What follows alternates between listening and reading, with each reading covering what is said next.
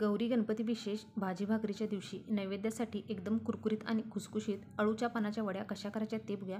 पण त्याआधी चॅनेलवर जर नवीन असाल तर चॅनेलला नक्की सबस्क्राईब करा. व्हिडिओ आवडला तर लाईक आणि शेअर करा आणि छान छान कमेंट करा.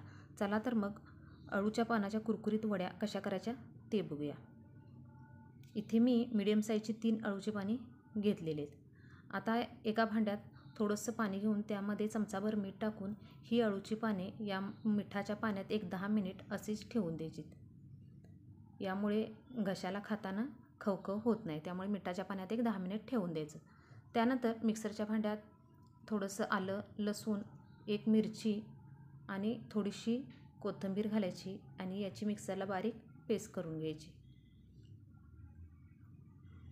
आता एका ताटामध्ये इथे मी 1.5 वाटी बेसन घेतलेलं आहे. यामध्ये हळद, तिखट, मीठ, धने पावडर, जिरे पावडर, थोडासा ओवा, एक चमचाभर तीळ, थोडासा हिंग आणि मिरचीचे आपण केलेले वाटण घालून घ्यायचे.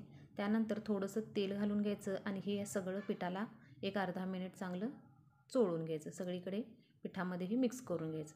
त्यानंतर यामध्ये थोडं थोडं पाणी घालून याचा आपल्याला गोळा बनवून घ्यायचा आहे. गोळा एकदम पातळ पण बनवायचा नाही आणि एकदम घट पण बनवायचा नाही. अशा पद्धतीने याचे पीठ मळून घ्यायचे अळूच्या पानाच्या वडीचे. आणि याला थोडंसं वरून तेल लावून घ्यायचं आणि एक 10 ते 15 मिनिट हे पीठ असंच मुरण्यासाठी ठेवून द्यायचं. आता ही अळूची पाने आपण पाण्यातून काढून बाजूला घ्यायची.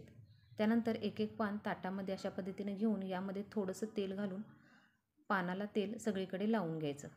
त्यानंतर थोडं थोडं पीठ घालून हाताला थोडंसं पाणी लावून घ्यायचं आणि हे पीठ हाताने अशा पद्धतीने सगळीकडे पसरून घ्यायचं. अशा पद्धतीने हाताला पाणी लावून हे पीठ सगळीकडून पसरून घ्यायचं.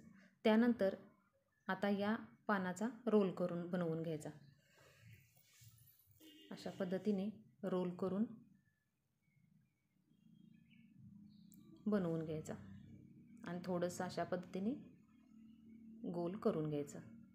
अशा पद्धतीने मी बाकीचे देखील रोल बनवून घेणार आहे.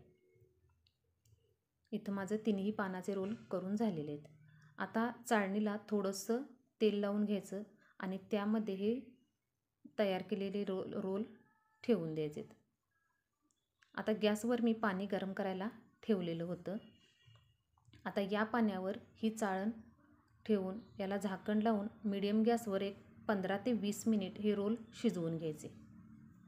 बरोबर 15 ते 20 मिनिट झालेले आहेत आणि झाकण काढलेलं आहे आणि रोल अशा पद्धतीने याचे चांगले शिजलेले आहेत. आता हे रोल पूर्णपणे थंड करून घ्यायचे आणि मगच याच्या वड्या कट करून घ्यायच्या.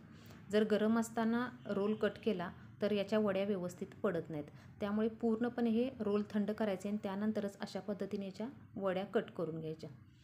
आता गॅसवर एक कढई ठेवून त्यामध्ये थोडंसं तेल घालून घ्यायचं. आपल्याला इथं ह्या वड्या तळायच्या नाहीत, फक्त थोड्याशा फ्राय करून घ्यायच्या. त्यामुळे थोडंसंच तेल घालायचं आणि एक एक अशा पद्धतीने यामध्ये अळूच्या वड्या या घालून घ्यायच्या. आणि एक गॅस अजिबात फुलं करायचं नाही, पूर्णपणे लो गॅस करायचा, म्हणजे या वड्या कुरकुरीत होतात. आणि लो गॅसवर याला 3 ते 4 मिनिट असं अधूनमधून अलटीपलटी करून 3 ते 4 मिनिट या भाजून घ्यायच्या. जर फुल गॅस केला तर त्या वरून करपू शकतील आणि आतून पीठ तसंच ओलसर थोडंसं राहू शकतं, खाताना मऊ लागतील. त्यामुळे लो गॅसवर एक 3 ते 4 मिनिट याला दोन्ही बाजूनी अशा चांगल्या भाजून घ्यायच्या. जवळजवळ एक 3 ते 4 मिनिट झालेले आहेत आणि आता ह्या मी वड्या काढून घेणार आहे. अशा पद्धतीने इथं माझ्या या अळूच्या वड्या कुरकुरीत आणि खुसखुशीत तयार झालेल्या आहेत. व्हिडिओ कसा वाटला हे कमेंट करून नक्की सांगा. व्हिडिओ आवडला तर चॅनेलला नक्की लाईक, शेअर आणि सबस्क्राईब नक्की करा आणि छान छान कमेंट पण करा. ह्या वड्या एकदम कुरकुरीत आणि खुसखुशीत लागतात आणि या बराच काळ अशाच या कुरकुरीत राहतात. त्यामुळे चॅनेलला नक्की लाईक, शेअर आणि सबस्क्राईब नक्की करा.